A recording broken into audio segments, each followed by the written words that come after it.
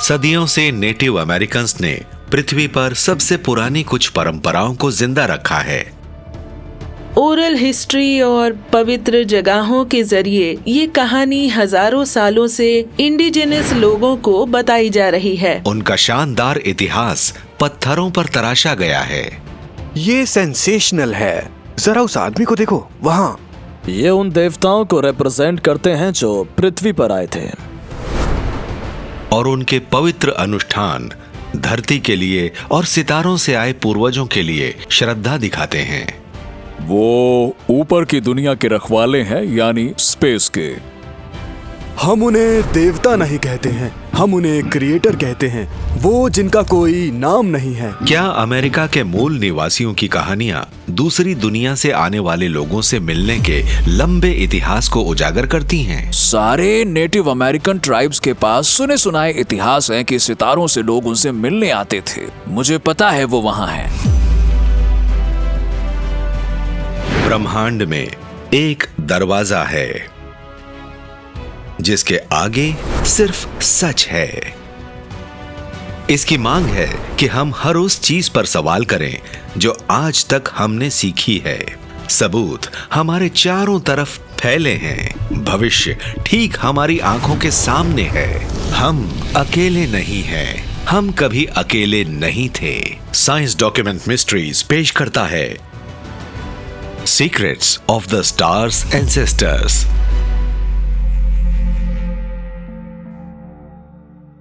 Saint Louis से लगभग 24 kilometre पूर्व में कॉलिंसविल, इलिनॉइस में समतल जमीन पर मॉन्ग्स माउंड है, जो मिट्टी के एक बड़े पिरामिड का बचा खुचा हिस्सा है। 1000 साल से भी पहले बना यह पिरामिड प्राचीन नेटिव अमेरिकन शहर कहोकिया का केंद्र बिंदु था।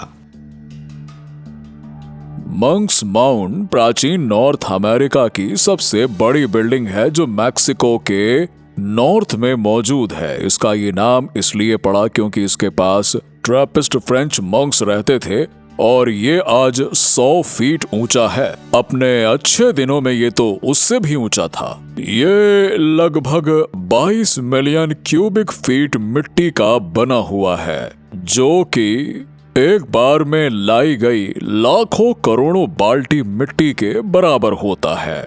इसके बॉटम का घेरा उस सूर्य मंदिर से बड़ा है जो कि मैक्सिको सिटी के नॉर्थ में है।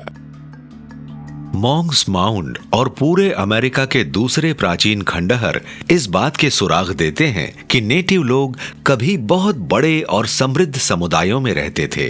फिर भी कहोकिया के निवासियों और कई नेटिव कल्चर के बारे में लोगों को बहुत कम पता है, क्योंकि उनके इतिहास और परंपराओं का ज्यादातर हिस्सा लिखे जाने के बजाय मौखिक रूप से आगे बढ़ाया गया था। नेटिव अमेरिकन्स ट्रेडिशनली कहानियां सुनाते हैं, हर चीज बोली जाती है। ओरल ट्रेडिशंस असल में हजारों साल पुराने हैं। ये आज भी वैसे ही हैं जैसे पहले थे और आज भी हमने उस ट्रेडिशन को बनाए रखा है। ये किसी को नहीं पता है कि कहोकिया में रहने वाले नेटिव अमेरिकन्स खुद को क्या बुलाते थे। एंथ्रोपोलॉजिस्ट उन्हें मिसिसिपियंस कहते हैं। यह नाम उत्तरी अमेरिका में मिसिसिपी के पूर्व में रहने वाले कई नेटिव लोगों के लिए इस्तेमाल किया जाता है। वैसे तो कहोकिया के बारे में ज्यादातर चीजें रहस्य बनी हुई हैं, लेकिन ये पता है कि अमेरिका में यूरोपियंस के कदम रखने से सदियों पहले ये भी दूसरे अनगिनत शहरों की तरह फल फूल रहा था। 1050 तक शहर के आसपास की आबादी 15,000 तक बढ़ गई थी और आसपास की सैटेलाइट कम्युनिटी को मिलाकर करीबन 30,000 थी। आज जो अमेरिका कहलाता है उसके पूर्वी हिस्से में चारों तरफ ऐसे कई शहर थे। यूरोपियंस के आने से पहले नेटिव अमेरिका के लोगों की जिंदगी एक तरह से खानाबदोश जैसी थी, जो छोटे छोटे ग्रुप्स और कैंप्स में रहा करते थे। सच तो यह है कि हजारों लोग एक ही जगह पर रहते थे, बिल्कुल वैसे ही जैसे यूरोपियंस रहते थे। उत्तरी अमेरिका के मूल निवासियों की भाषा, रीति रिवाज और सांस्कृतिक प्रथाओं में बहुत फर्क था। फिर भी कई जनजातियों में एक शक्तिशाली प्राणी की पूजा की जाती थी जिसे द बर्ड मैन कहा जाता था। 20वीं सदी में जब कहोकिया में खुदाई की गई थी, ये चित्र बहुत ज्यादा देखने को मिला। सबसे कमाल का उदाहरण एक आदमी को दफनाने से जुड़ा था, जिसके बारे में माना जाता है कि वो कहोकिया का शुरुआती शासक था। उसके शरीर को एक ऊंचे प्लेटफॉर्म पर रखा गया था। उसके नीचे 20,000 से भी ज्यादा समुद्री सीपियों से बाज के आकार का एक बिछौना बनाया गया था, जिसमें आदमी के सिर के थोड़ा नीचे बगल में पक्षी का सिर नजर आता है। उसके पंख और पूंछ आदमी के हाथों और पैरों के नीचे थे। चहोकिया का बर्डमैन एक बैरियल था जो शहर के बीच में एक टीले के नीचे पाया गया, और उसे बर्डमैन कहा जाता है क्योंकि उसमें सीपियों को इस तरह से रखा गया है कि वो देखने में एक बर्ड के आकार के लगते हैं। और ये बात समझ में आती है क्योंकि हमें पता है कि मिसिसिपियंस के पास एक सुपर नेचुरल बीइंग था जो शायद देवता हो या नहीं हो, लेकिन वो बहुत ताकतवर था जो आसमान में रहता था। हम उसके चित्र स्टोन टैबलेट्स पर भी देखते हैं। नेटिव लोग बर्डमैन नाम के शक्तिशाली देवता में यकीन करते थे। उनके कल्चर्स की बची कुची चीजों में इस शक्तिशाली जीव के कई चित्र हैं जो उड़ सकता था और अलग अलग जगह आ जा सकता था, और जो इस रियलिटी का निश्चित रूप से सबसे बड़ा देवता था। बर्डमैन के अलग अलग तरह के ब्यौरे एक परंपरा से दूसरी परंपरा तक मिलते हैं, और कुछ परंपराओं में इसी तरह का आसमान में रहने वाला प्राणी बताया गया है, जिसे थंडर बर्ड कहा जाता है। थंडर बर्ड जूनी में बताया जाता है कि ऐसा जीव जो आसमान से आया था, जो कि बिजली चमका सकता था और बहुत आवाज कर सकता था, उसे एक ऐसे जीव की तरह दिखाया गया जिसके पंख चाकुओं से बने होते थे। अब हो सकता है कि थंडरबर्ड कोई व्हीकल हो, लेकिन बहुत पहले इंडियंस के पास कोई और रेफरेंस नहीं था, तो उन्होंने कह दिया कि ये एक बर्ड है।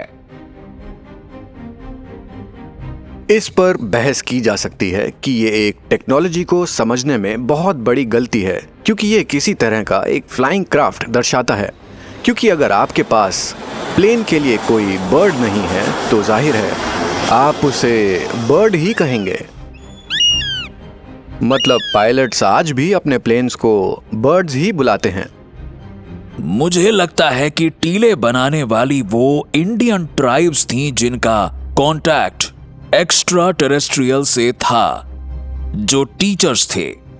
स्टार एंसेस्टर्स ने अमेरिकन इंडियंस को बताया कि वो कहां से आए हैं, उनके अलग अलग स्टार सिस्टम, नक्षत्र, और किस तरह से उन्हें अपने स्टार सिस्टम के हिसाब से रिचुअल्स करने चाहिए, चाहे वो लेडीज हों या मिल्की वे हों या फिर वो बिग डिपर हों। हमारे पूर्वज ब्रह्मांड में थे। हम उन्हें देवता नहीं कहते, हम उन्हें क्रिएटर कहते हैं। वो जिनका कोई नाम नहीं है और सारे नाम उन्हीं के हैं। वो ऐसी आंखें हैं जो सब पर नजर रखती हैं। क्रिएशन की कहानी अगर सही ढंग से समझे तो हम सभी ब्रह्मांड से हैं। हमारे पूर्वज एक्स्ट्रा टेरेस्ट्रियल थे। ये कहानी हजारों सालों से यहाँ के लोगों को ओरल हिस्ट्री के जरिए और पेट्रोग्लिफ्स और पिक्टोग्राफ और पवित्र जगहों के जरिए सुनाई गई है, जो दरअसल हमारे नेटिव कल्चरल ट्रेडिशंस का हिस्सा बने हुए हैं। जब स्टार पीपल के बारे में बात होती है तो सारे नेटिव अमेरिकन ट्राइब्स के पास ये सुनी सुनाई ट्रेडिशनल बातें हैं कि सितारों से लोग उनसे मिलने आते थे। ये पूरे अमेरिका में यूनिवर्सल है कि ये देवता, जैसा कि आज हम उन्हें बुलाते हैं, पृथ्वी पर ज्ञान देने के लिए आते थे। दरअसल चेरकी स्टार्स और आसमान से लोगों के आने के बारे में बातें करते थे। जूनीज और होपीज सितारों से लोगों के आने की बातें करते थे। मिसिसिपी माउंट के लोगों के पास में बर्डमैन कल्चर था। तो हमारे पास ये कल्चर और उनके स्टार एंसेस्टर्स के धरती पर आने के बारे में किस्से कहानियां मौजूद हैं जो उन्हें इंफॉर्मेशन देते थे, उन्हें साइंस और मेडिसिन के बारे में बताते थे। नेटिव अमेरिकन लोग आसमान से उतरकर ज्ञान देने वाले लोगों के बारे में बहुत क्लियर बात करते हैं, और अगर आप उसकी तुलना एंशिएंट एस्ट्रोनॉट थ्योरी से करें तो वो भी बिल्कुल यही कहती है कि हमें नॉलेज उन्होंने ही दी है जो हमारे पास दूसरे दुनिया से यहाँ पर आते थे। क्या बर्डमैन और स्टार पीपल की कहानियां हमें नेटिव अमेरिकन्स की शुरुआती जनजातियों के बीच एलियंस के आने की ओरल हिस्ट्री बता सकती है? एंशिएंट एस्ट्रोनॉट थियरिस्ट कहते हैं कि हाँ, और बताते हैं कि इंडिजिनस कम्युनिटी कोई लिखित रिकॉर्ड्स नहीं रखती थी, लेकिन जो उन्होंने देखा था बिल्कुल वैसा ही ऐतिहासिक ब्यौरा एरिजोना के एक प्राचीन पेट्रोग्लिफ साइट की दीवारों पर तराशे गए चित्रों में पाया जा सकता है। अमेरिका के दक्षिण पश्चिम में फोर कॉर्नर्स नाम की एक जगह है जहां एरिजोना, न्यू मैक्सिको, कोलोराडो और यूटा की सरहदें मिलती हैं। इसका ज्यादातर इलाका सेमी ऑटोनॉमस नेटिव अमेरिकन्स देशों से जुड़ा हुआ है, जिसमें नावाहो, होपी, जूनी, यूट और दर्जनों दूसरे नेटिव अमेरिकन लोग शामिल हैं।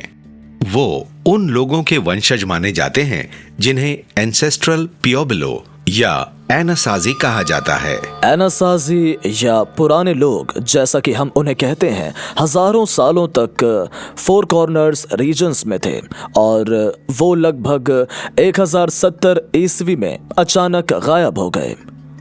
उनके शहर खाली हो गए, उनके स्ट्रक्चर्स, बर्तन, सब कुछ छूट गया।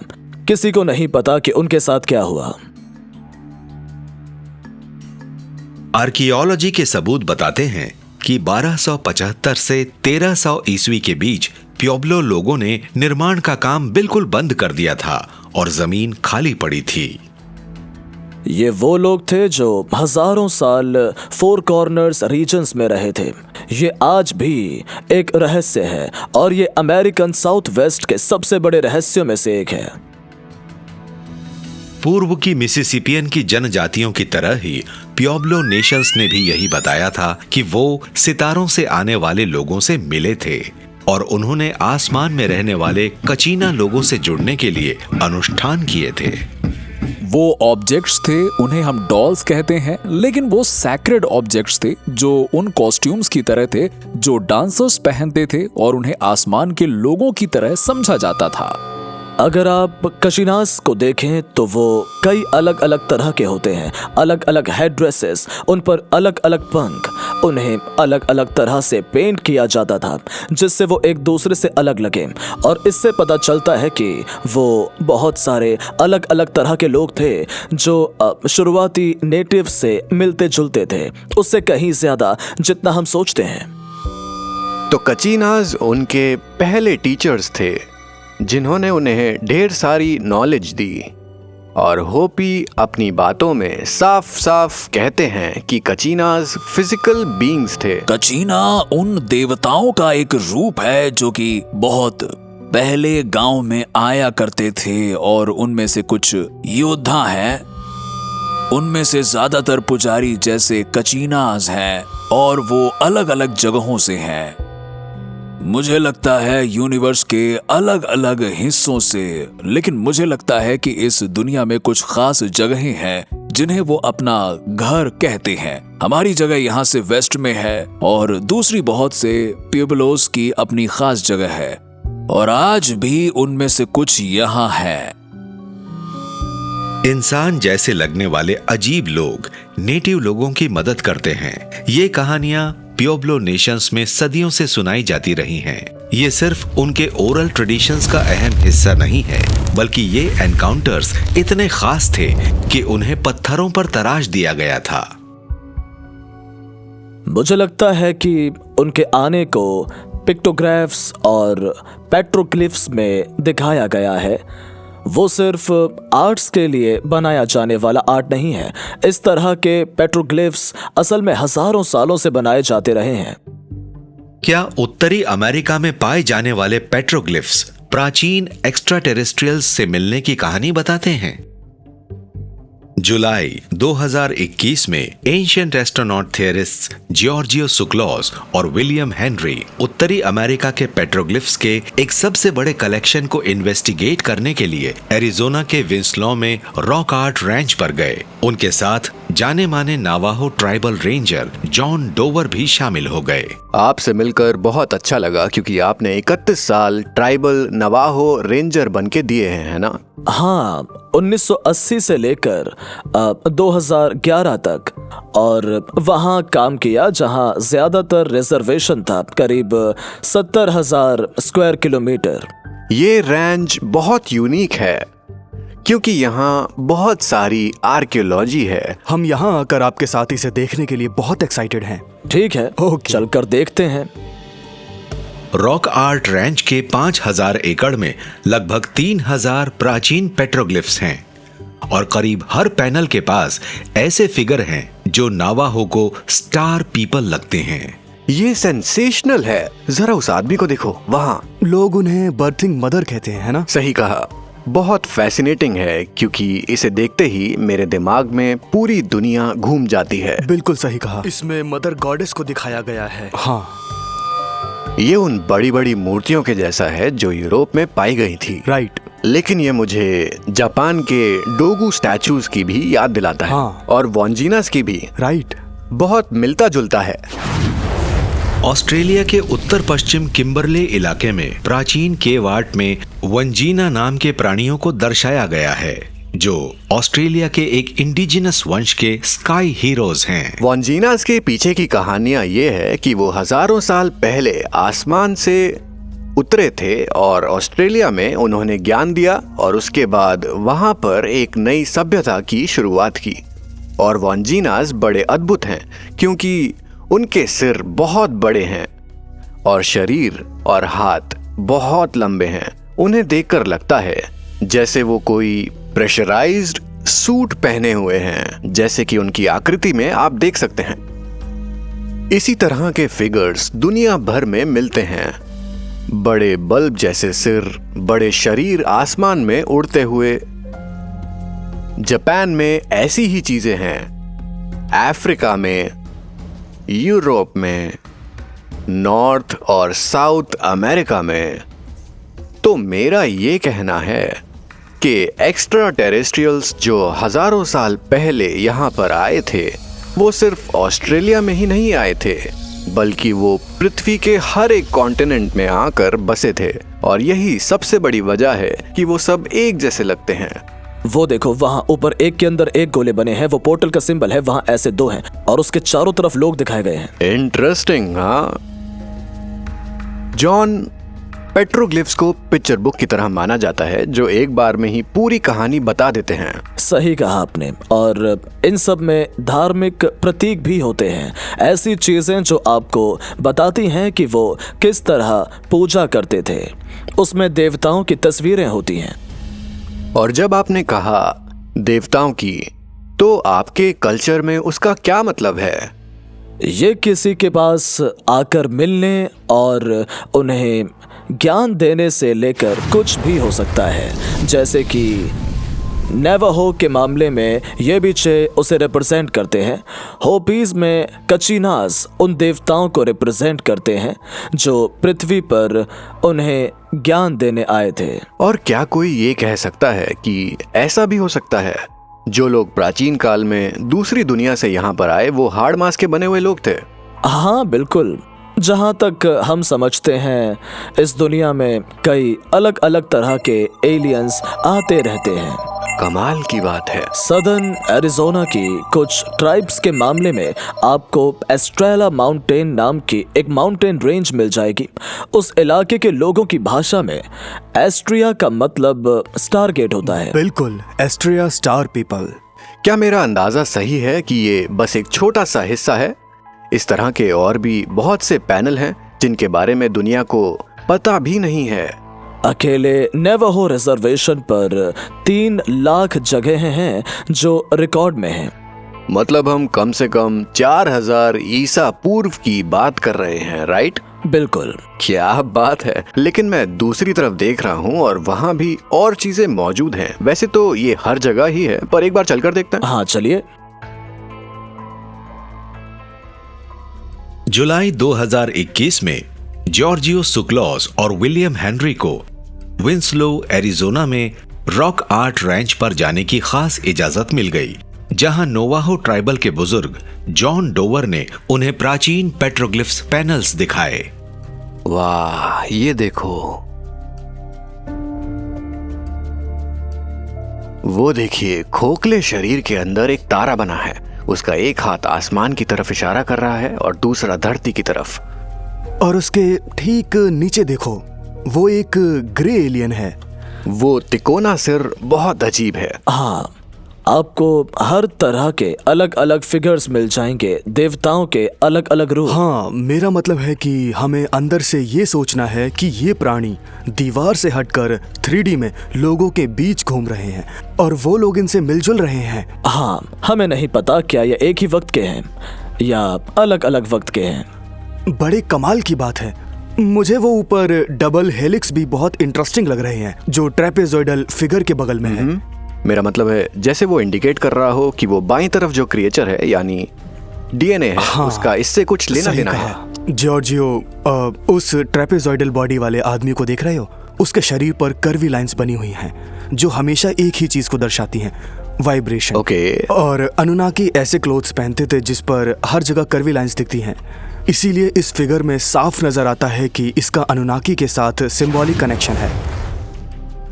अनुन्नाकी शक्तिशाली देवता थे जिनकी पूजा 5000 साल से भी प्राचीन सुमेरियंस करते थे, जो मेसोपोटामिया में रहते थे, जो आज के जमाने में इराक है।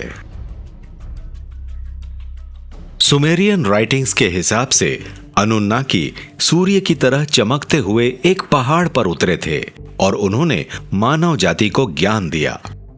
इन सारे अलग अलग तरह के प्राणियों को देखो और फिर यहां से वहां तक और भी ज्यादा वैरायटी दिखाई देती है। मतलब यहां लगभग ऐसा है कि जैसे कि अलग अलग दुनिया और अलग अलग लोगों के मिलने की जगह हो। तो यहाँ जाइंट्स हैं, यहाँ छोटे छोटे लोग हैं, और जाइंट्स और छोटे लोगों के बारे में दूसरी दुनिया में बातें होती हैं जहाँ से वो इस दुनिया में आए थे। और बिल्कुल यही चीज यूटा के सीगो कैनियन में भी है। वहाँ बहुत बड़ी बड़ी कार्विंग्स हैं और पेट्रोग्लिफ्स हैं, यानी वर्चुअली ये सब एक जैसे चित्र हैं जिन्हें देखकर मुझे लगता है कि इन सब के टीचर्स एक ही थे।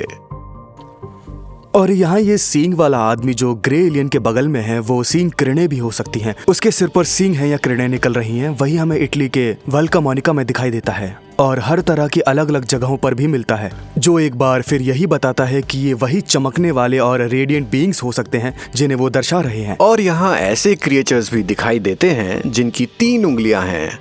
जहां तक मुझे पता है, कुछ रेप्टाइल्स को छोड़कर किसी क्रिएचर की 3 उंगलियां तो नहीं होती हैं। हाँ। और इसमें तो इंसानों जैसा कुछ भी नहीं है। राइट। तो मैं फिर से यही कहूंगा कि हमारे पूर्वजों के पास बहुत बढ़िया ऑब्जर्वेशन पावर थी। वो दिन भर यही तो करते थे, बस ऑब्जर्व करते रहते थे। और इसे देखकर आप भी अंदाजा लगा सकते हैं कि ये किसी बच्चों के ग्रुप का काम नहीं है जिन्हें ये नहीं पता होता कि वीकेंड पर क्या करना है। इन लोगों के यहाँ आने का एक मकसद था, और वो मकसद था अपने इतिहास को दीवार पर उतार कर ये बताना कि वो कहाँ से आए हैं, वो कहाँ जा रहे हैं। जॉन, सच कहूँ तो मजा आ गया, और सबसे ज्यादा खुशी इस बात की है कि मुझे आने को मिला। मैंने कभी ये चीजें सामने से नहीं देखी थी। ऐसी बहुत सी जगहें हैं जहां आर्कियोलॉजिस्ट्स, वैद्य हकीमों और रेंजर्स के अलावा किसी को जाने की इजाजत नहीं। ये शानदार है। इनकी तस्वीरें किताब में या ऑनलाइन देखना और बात है, लेकिन सामने से इन्हें देखना और इनकी एनर्जी महसूस करने की बात ही कुछ और है।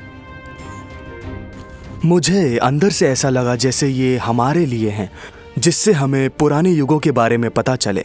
प्राचीन लोगों के लिए ये इन्फॉर्मेशन रिकॉर्ड करना बहुत ज़रूरी था, जिससे हमें पता चल सके कि वो लोग यहाँ आए थे। हमारे विकास में उनका हाथ है और वो शायद आज भी हमारे पास आते हैं। इस पूरे मामले में मुझे ये इम्पोर्टेंट लगा जो जॉन ने कहा कि ये स्टार पीपल की हमारी कहानियाँ हैं।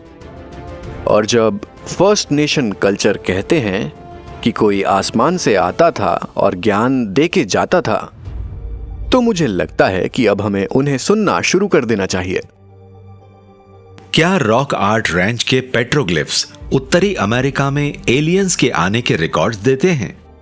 और अगर ऐसा है तो क्यों लगता है कि नेटिव अमेरिकन्स और दूसरी दुनिया के लोगों के बीच इतना मजबूत संबंध है? शायद ओल्ड ट्रेडिशंस में इसके आगे के सुराग मिल सकते हैं, जिनमें एक अजीब प्राणी को एंट मैन बताया गया है। चाको कैनियन, न्यू मैक्सिको, दक्षिण पश्चिमी अमेरिका के उजड़े हुए रेगिस्तान में प्राचीन प्योब्लो लोगों की सबसे इंपॉर्टेंट सेरेमोनियल साइट के खंडहर हैं। लगभग 900 ईस्वी में बने इस कॉम्प्लेक्स की सबसे बड़ी खासियत है द ग्रेट कीवा।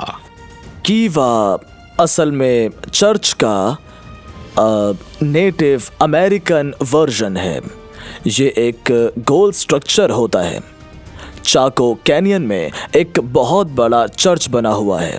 जब आप उसके अंदर जाते हैं तो आप असल में पहले के देवताओं से बात करने एक दूसरी दुनिया में जा रहे होते हैं।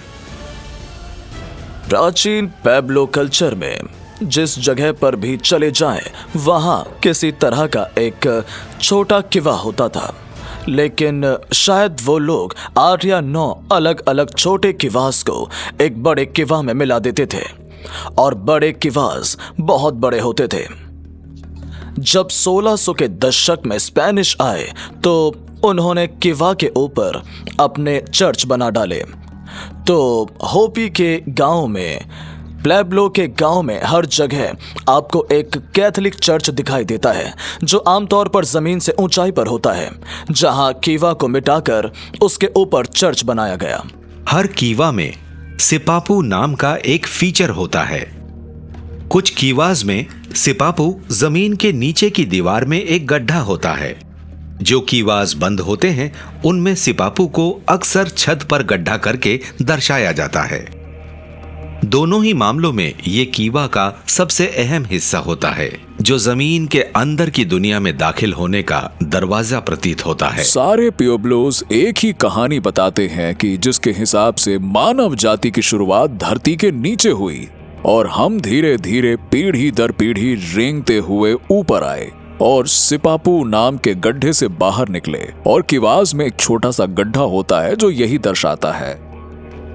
प्योब्लो के पूर्वजों के वंशजों का मानना है कि आज के इंसानों के युग से पहले धरती पर 3 अलग अलग समय पर आबादी बसी थी और पिछले हर युग का अंत विनाशकारी प्रलय के साथ हुआ था। पुएब्लो इंडियंस का मानना है कि असल में हमसे पहले 3 दुनिया थी या युग थे और वो सब खत्म हो गए। पहली आग से, दूसरी बर्फ से और तीसरी पानी से। हर उदाहरण में वो हमें बताते हैं कि ऐसा धरती के साथ बुरे बर्ताव की वजह से हुआ था। तो इससे हमें पता चलता है कि हो सकता है कि पहले भी इंसान रहे हों जो खत्म हो गए हों, लेकिन पता नहीं ये कब की बात है। हम अभी चौथी दुनिया में जी रहे हैं और जूनीज और होपीज का ये मानना है कि चौथी दुनिया में भी प्रलय आएगी। उनकी भविष्यवाणी कहती है कि आसमान से राख का एक गोला गिरेगा, जिसे न्यूक्लियर वॉरफेयर बताया जाता है। होपी का कहना है कि पहले भी दुनिया या सभ्यताएं थीं, और ये इंटरेस्टिंग बात है क्योंकि दुनिया भर में ऐसे कई और भी कल्चर्स हैं, प्राचीन कल्चर्स हैं, जो ऐसी ही कहानियां बताया करते हैं। कबाला बताते हैं कि पहले भी एडवांस्ड ह्यूमन सिविलाइजेशंस थी, कई सारी थी। हिंदूज युगों के बारे में बताते हैं जिसमें सिविलाइजेशन बहुत ऊंचाई पर पहुंचती है, फिर नीचे गिरती है और फिर ऊपर उठती है। ये भी 4 अलग अलग युगों में बटी हुई है। तो ये सारे ट्रेडिशंस सीधे सीधे नेटिव अमेरिकन ट्रेडिशन की सिखाई जाने वाली बातों से मिलते जुलते हैं। क्या मानव जाति के पिछले युगों का बखान करने वाला नेटिव अमेरिकन ट्रेडिशंस सही हो सकता है? एंशिएंट एस्ट्रोनॉट थियरिस्ट कहते हैं कि हाँ, और बताते हैं कि इन कहानियों में दूसरी दुनिया के लोगों की दखल अंदाजी के सबूत भी मिलते हैं। नॉर्दर्न एरिजोना के होपीज के पास एक बड़ा ही क्यूरियस मिथ है। कि वो तीसरी प्रलय से बचने के लिए जमीन के अंदर चले गए थे और उन लोगों के साथ रह रहे थे जिन्हें वो एंटमैन कहते हैं। होपी की कहानियां बताती हैं कि एंट पीपल ने उन्हें जमीन के अंदर ले जाकर प्रलय से बचाया था और जमीन के अंदर जिंदा रहने में होपी की मदद की थी। और जब धरती पर वापस आना सेफ हो गया तो एंट पीपल ने सिपापू के जरिए होपी को ऊपर लाकर धरती को फिर से आबाद कर दिया। लेकिन सारे उदाहरणों में ये बताया गया है कि एंट पीपल के होपीज के साथ खास संबंध थे और वो सितारों की दुनिया से भी जुड़े हुए थे। अपने नाम के बावजूद एंटमैन को कीड़े मकोड़ों की तरह नहीं बल्कि छोटे छोटे इंसानों के रूप में दिखाया गया है। इन क्रीचर्स को एंटमैन इसलिए कहा जाता है क्योंकि वो धरती के नीचे रहते थे और वो छत्ते से रेंगती हुई चींटियों की तरह बाहर निकलते थे, इसलिए वो उन्हें एंटमैन कहते थे। लेकिन वो कौन थे? वो एक्स्ट्रा टेरेस्ट्रियल थे जो उस पोर्टल के जरिए हमारी दुनिया में आते थे। एंटमैन जमीन के अंदर रहने वाले लोग थे जिनके पास हाई टेक्नोलॉजी थी और वो देखने में बहुत हद तक ग्रे एलियंस जैसे लगते थे। तो ये एक रहस्य है कि आखिर ये एंटमैन थे कौन। कई होपीज और जुनीस का यही मानना है कि हाँ, एंटमैन एलियन ही थे। वहां ऐसे लोग थे जो दूसरी दुनिया से थे, जो जमीन से निकलकर चौथी दुनिया में जाने वाली पूरी माइथोलॉजी का हिस्सा थे। क्या एंटमैन की ये कहानी कि एलियंस ने प्रलय से बचने में इंसानियत की मदद की थी सही हो सकती है? एंशिएंट एस्ट्रोनॉट थियरिस्ट का कहना है कि हाँ, और वो बताते हैं कि इसके आगे के सुराग नेटिव अमेरिकन परंपराओं की तुलना अटलांटिस नाम के एक लापता महाद्वीप की कहानियों से करके मिल सकते हैं। Athens, Greece. 4वीं शताब्दी ईसा पूर्व में अपने मशहूर संवादों टिमेयस और क्रिटियस में ग्रीक फिलोसोफर प्लेटो ने एक लापता महाद्वीप के बारे में लिखा है जो उनके वक्त से 9000 साल पहले हुआ करता था और जहां बहुत उन्नत सभ्यता रहती थी। अटलांटिस नाम के इस महाद्वीप को ग्रीक गॉड पोसाइडन ने बनाया था और यहां रहने वालों के पास बहुत बढ़िया टेक्नोलॉजी थी, लेकिन आखिर में ये एक भयंकर प्रलय से खत्म हो गया। और कुछ रिसर्चर्स के हिसाब से विनाश की ये तीसरी कहानी तीसरी दुनिया के अंत के बारे में बताने वाली नेटिव अमेरिकन परंपराओं से बहुत मिलती जुलती है। होपीज और दूसरे पुएब्लो इंडियंस हमें बताते हैं कि तीसरी प्रलय इंसानी लालच और हमारे आध्यात्मिक सच्चाई से भटक जाने की वजह से आई थी। इसमें इंटरेस्टिंग बात यह है कि ये बात प्लेटो के अटलांटिस की तबाह होने वाली कहानी में सुनाई देती है। अटलांटिस को भी देवताओं ने बनाया था। जैसे ही इंसानियत मटेरियलिज्म में भटक गई, अटलांटिस को पानी ने तबाह कर दिया। ये बिल्कुल उससे मेल खाता है जैसा कि होपी ने कहा था कि तीसरी दुनिया के आखिर में ऐसा हुआ था। क्या अटलांटिस की प्राचीन ग्रीक कहानी और नेटिव अमेरिकन ओरिजिन की कहानियों में कोई संबंध हो सकता है? एंशिएंट एस्ट्रोनॉट थियरिस्ट बताते हैं कि शुरुआती नेटिव अमेरिकन की बताई गई एक और कहानी अटलांटिस से काफी मिलती जुलती है, लापता शहर असलान की कहानी से, जो एज़टेक्स और पूरे दक्षिण पश्चिम में नेटिव अमेरिकन के कई ग्रुप्स की परंपराओं में नजर आती है।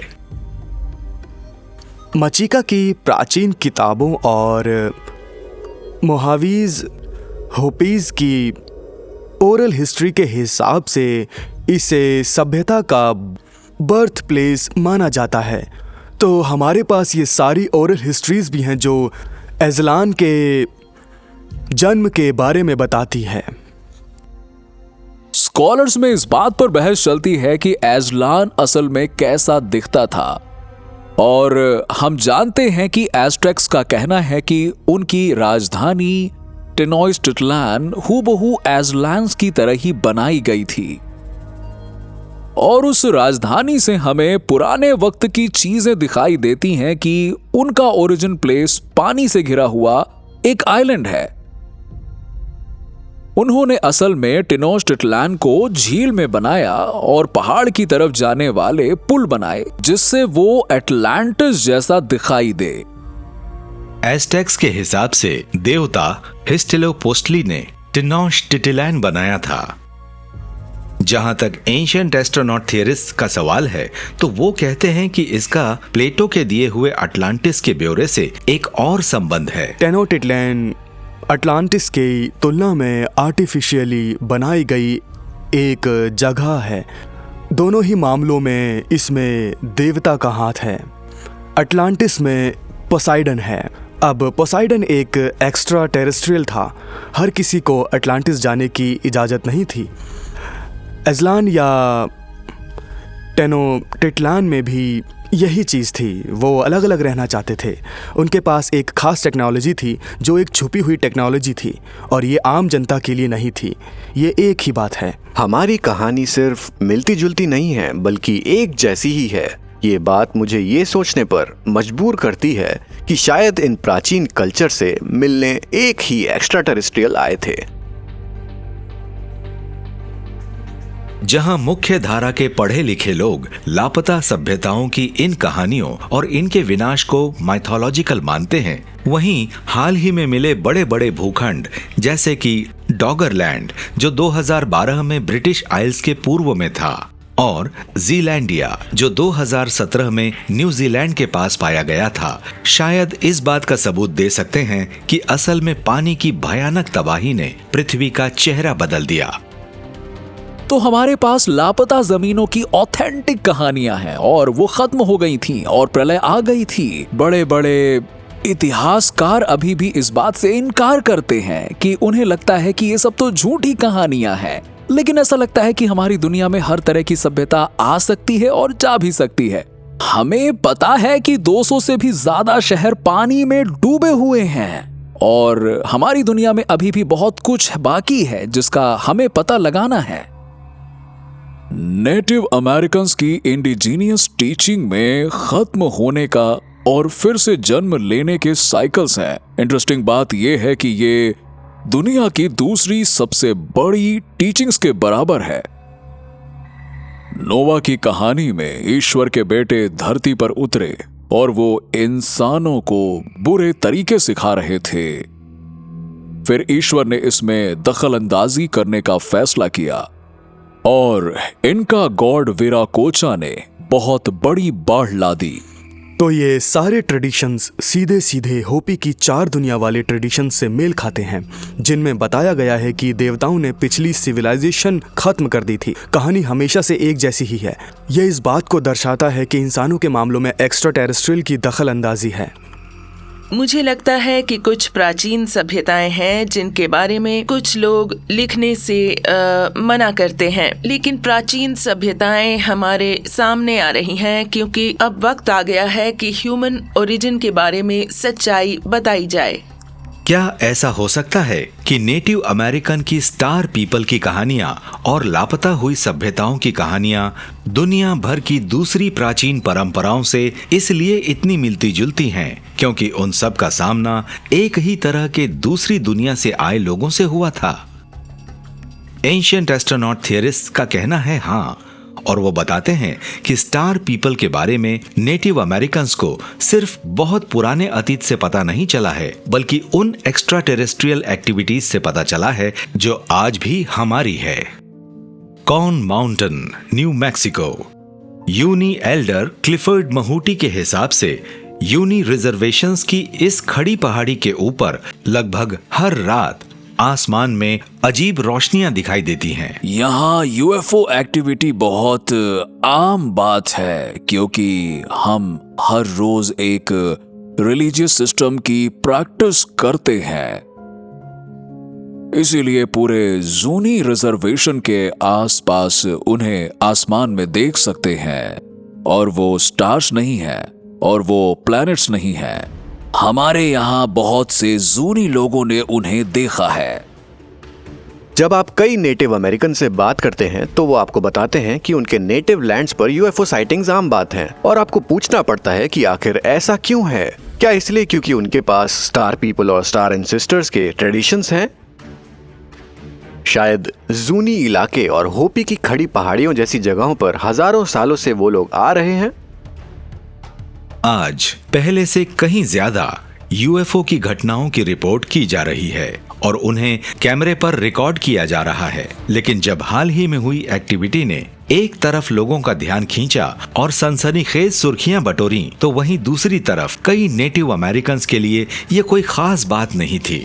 जब मैं नावेहो रेंजर की हैसियत से काम करता था तो हमारे पास हर वक्त यूएफओस के आने और जाने की घटनाएं होती थीं। जब हम लोगों से बात करते थे तो वो हमें बताते थे कि हाँ, वो तो हर वक्त यहाँ रहते हैं, तो वो इस बात को मान लेते थे। और मेरे पास जितनी नॉलेज है और जितना एक्सपीरियंस है उसके हिसाब से मुझे पता है कि वो यहाँ हैं और मैंने उन्हें कई बार देखा है, ये सच है।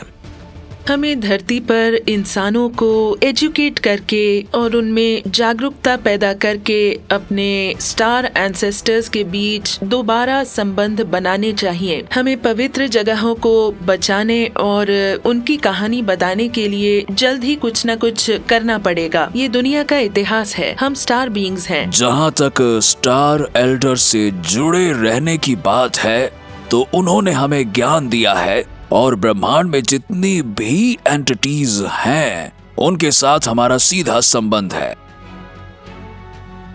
स्टार पीपल से कांटेक्ट के बारे में जो प्राचीन पवित्र परंपराओं में बताया गया है, क्या आज भी नेटिव अमेरिकन कम्युनिटीज में ऐसा हो सकता है? और अगर ऐसा है तो क्या ये अगले अर्थ साइकिल की शुरुआत और इंसान की कहानी का एक नया अध्याय हो सकता है? शायद जब हम आसमान में रहस्यमय चीजों की असलियत जानेंगे तब हमें पता चलेगा कि स्टार एंसेस्टर्स सिर्फ पत्थरों पर तराशी गई प्राचीन फिगर्स नहीं हैं, बल्कि एक एक्स्ट्रा टेरेस्ट्रियल्स की मौजूदगी है जो हमेशा से हमें रास्ता दिखाती रही है।